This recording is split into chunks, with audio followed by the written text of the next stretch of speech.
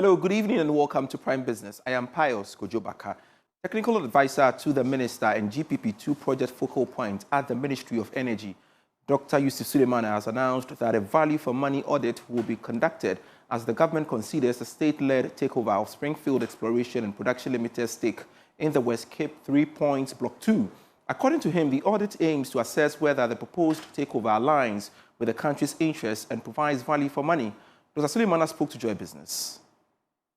Yeah, so nobody will take field without doing that. And if you look at the release, it clearly mentioned that even though Springfield may produce a data, so you see, if somebody is selling out something to you, he will certainly give you a data to analyze. So, I mean, government is leaving nothing to chance. And that is why if you look at the release, like I mentioned, there's going to be a value for money audit. When I say value for money audit, it's not the normal audit.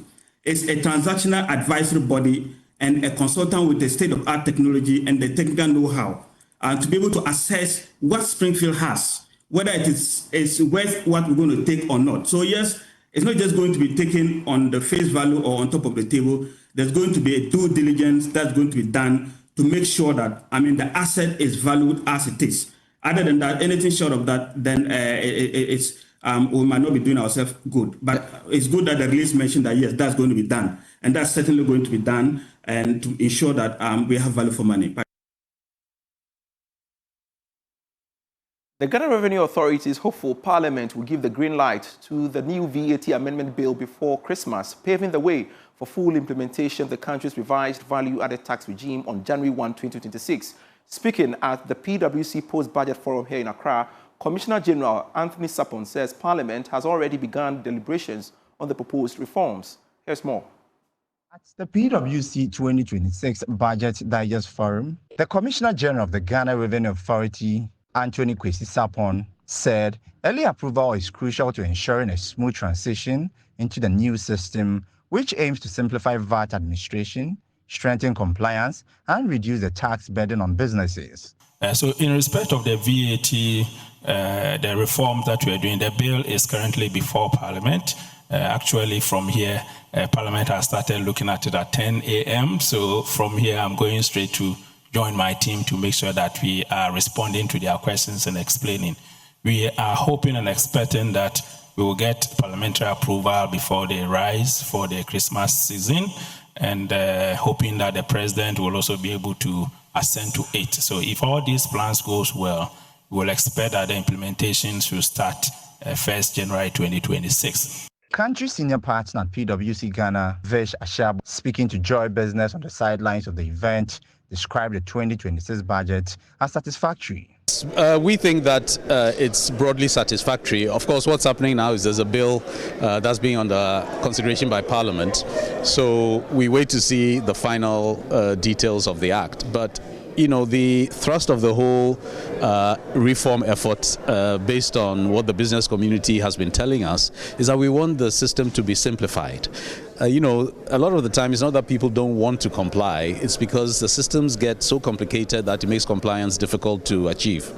So yes, we think it's a step, a very big step in the right direction, in that if this can be passed into law, then there'll be greater transparency, greater simplification of the system, which will also encourage better compliance and hopefully more revenue.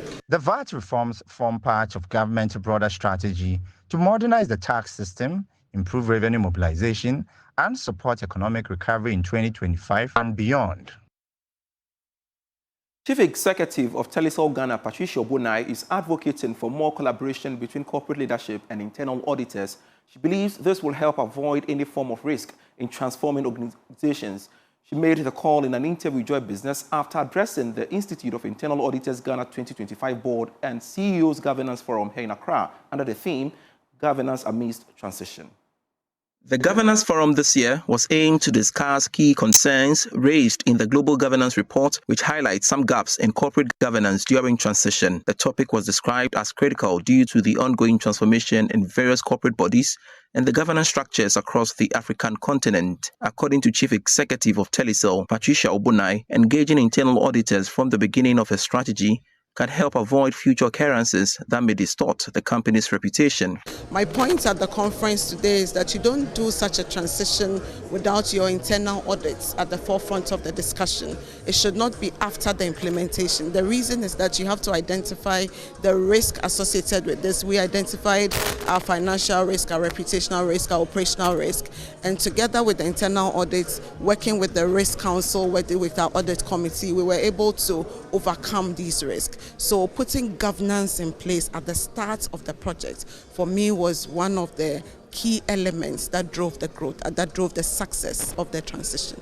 President of the Institute of Internal Auditors, Ebenezer Kwejo Mriku, believes that concerns raised in the report, which include cybersecurity, can be handled through effective internal controls with auditors. In Ghana, we are going through a lot of reforms and transitions, both at the corporate level of organization and as well as the nation, where these significant risks, including cybersecurity, including changes in organizations, including reforms that are going on within institutions and organizations, and the country as a whole. So it is important that internal auditors, looking at the transformation going on, we identify a topical area so that we bring on board boards, CEOs or heads of institutions, and then chief audit executive who has various internal audit functions to come together and we discuss. So we invited experts from these fields to come and share their knowledge. The forum was also used to engage members on key governance strategies during transition. Advans Ghana has launched its latest financial product, Overdraft, a new loan facility aimed at helping businesses access timely and flexible working capital, sustain and grow their operations. In an interview, Chief Executive of Advans Ghana said this will enable small businesses to grow and expand. The new loan facility, named Overdraft by Advans Ghana, is designed to offer short-term, secure and highly flexible financing, enabling small businesses to meet urgent cash flow needs without disrupting their daily operations. The product is also expected to support enterprises facing delays in payments, seasonal income fluctuations, or sudden operational expenses. Speaking at the launch, Chief Executive of Advans Ghana, Gillian Valens, says the new product reflects the institution's commitment to providing tailor-made financial solutions that strengthen the resilience of Ghanaian businesses. You already have a loan with Advans that you've taken for, say, 12 months to grow your stock or to open a new shop. You are importing from China and Turkey, when your container arrives, you need some money to clear your container. This is the peak season. You don't want to take from your working capital to clear your container, so you just draw a line on your current account to pay for the clearing fees and get your goods out so that you can pursue your business without impacting it negatively. Chief Legal Officer of Advans Ghana, Rufina Akwa, says businesses can access funding with a good credit history to help grow their entities. And once you have a good history on your account, even if you don't have any money on your account, anytime you need the money, whether for a third party, your supplier, your creditor, once you just pick a phone and you follow our mobile bank, that's the USSD, or any of our app, you can easily have money, even if at the time you need the money, there's no money on your account. Before we came up with this product, we did an industry survey, and I can tell you that our rate is very competitive. It's not among the highest rates, it's among the lowest. It's because we have, one of our pillars is client centricity. So that is the focus for which we came and developed this product. And as we heard this morning, GIZ assisted us. And because of that, you cannot have it over the bar. So the rates are very competitive, and I encourage everybody to come and roll over and come and have a business and relationship with Advans. The launch of the Advans Overdraft adds to the institution's suite of SME-focused financial offerings, reinforcing its role as a key partner for entrepreneurs seeking accessible and practical financing options. KPMG Ghana has marked this year's International Accounting Day with an interactive session for accounting students of Academic City University, focusing on emerging trends in the profession and the impact of artificial intelligence. More in this report. The day is set aside to recognize the role accountants and financial professionals play in the global economy. In Ghana, leading professional services firm KPMG marks the occasion with outreach sessions visiting second cycle and tertiary institutions. This year, KPMG hosted accounting students from Academic City University, engaging them on emerging trends in the profession and the impact of artificial intelligence on accounting. Partner at KPMG, Randolph Ano, encouraged the students to leverage emerging technologies to deepen their knowledge and stay relevant in the ever-evolving profession. For us, we want to engage would-be accountant and future accountant for them to understand the future of accounting, to know the career options available to them. A lot of students that we engage with may be doing accounting, but they may have limited knowledge in terms of the prospects. So we seek to educate them on this particular occasion for them to understand that there are several career pathways, and doing accounting, the future is also very, very, very bright. Then also to let them understand the changes that are happening today in the accounting profession. Technology is transforming the way we do things. AI and other emerging techs are transforming how we operate. And these are things that we need would-be accountants to understand. So for us, it's more sharing our knowledge from practice with students so they know where the profession is headed, and also for them to understand the career options that they have as accounting students. Students who spoke to Joy Business described the program as enlightening and expressed hope that such initiatives would bridge the gap between theory and practical field experience. KPMG says it remains committed to mentoring aspiring accountants and supporting their professional development. Still Prime Business, we have more for you after this break.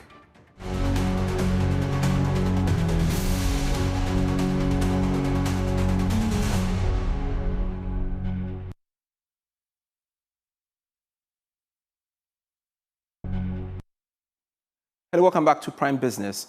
Bank says it remains committed to supporting young people with the skills and guidance needed to transition successfully into tertiary education in the world of work. Speaking to Joy Business at the 2025 edition of Tertiary Unlocked, Head of Youth Banking at Bank said the bank's partnership with the initiative reflects its long-term strategy of empowering Ghana's next generation of innovators and professionals. 2025 event brought together students, industry experts, and facilitators to explore the theme, designing your tertiary journey, learn, innovate, succeed. Participants were exposed to design thinking techniques, career guidance, and hands-on problem-solving activities aimed at preparing them for both academia and the job market. We are partnering to take these kids through some learnings and then also savings culture and all that. Let me start by saying, so then when we had an invitation from Tax to High to partner them for this year, their event. And then so looking at the whole program lineup, it actually fits into the youth banking space in Bank, what we also would want to do this year. As a matter of time, we've done a few, so coming on board to join them is just at ease. So this year is the fifth maiden one. We are hoping to extend and do it year after year. Speaking to Joy Business, Ikuya Ampa explained that the idea behind Tax to Hire is to bridge the gap between learning and practical experience.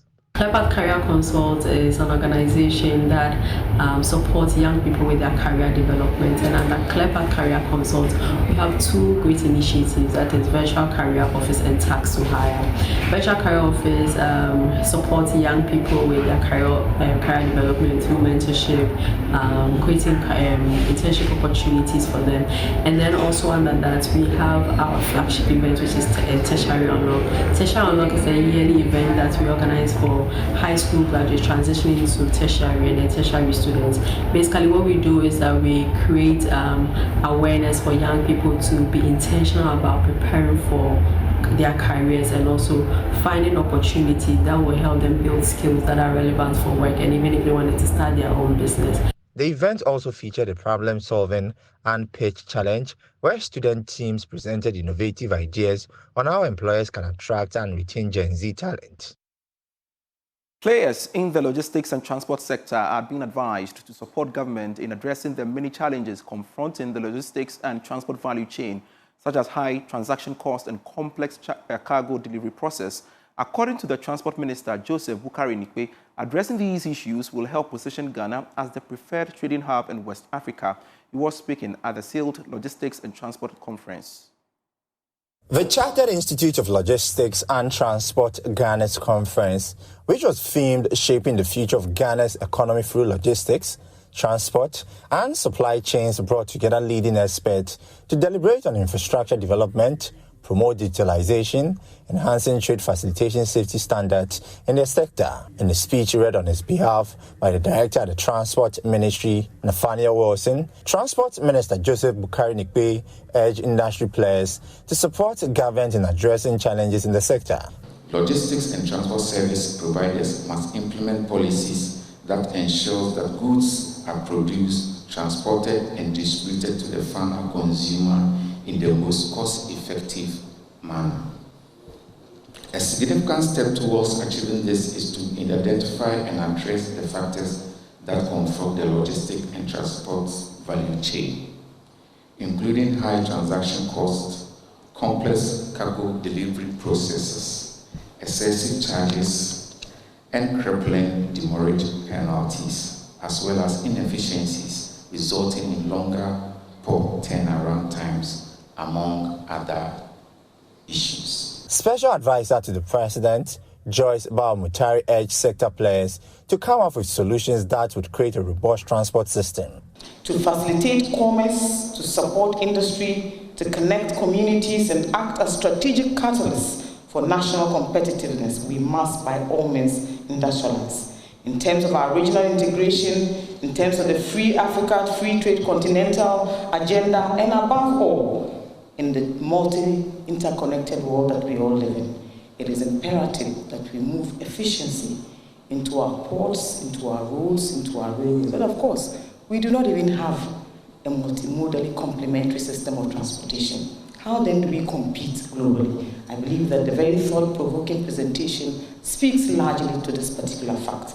On this part, President of the Chartered Institute of Logistics and Transport, Engineer Mark Amwama, pledged their commitment to forging of partnerships necessary to drive the sector forward. The future of Ghana economy rests in many ways. In this room, we have talented members of this institute put together towards these 2 days to be able to see how we can be able to move and work towards the future of our economy through logistics, transport, and supply chain. Your presence here signifies a commitment to excellence and national progress. Let us leverage this platform to shape that future boldly and brilliantly. The 2025 South Logistics and Transport Conference and AGM ended with a renewed call for collaboration, innovation, and strategic investment to strengthen Ghana's transport and logistics ecosystem. You can always get stories when you log on to myjoyonline.com/business. That's it for Prime Business. I am Pius Kojobaka. Prime Sports is next with Daniel Cranting.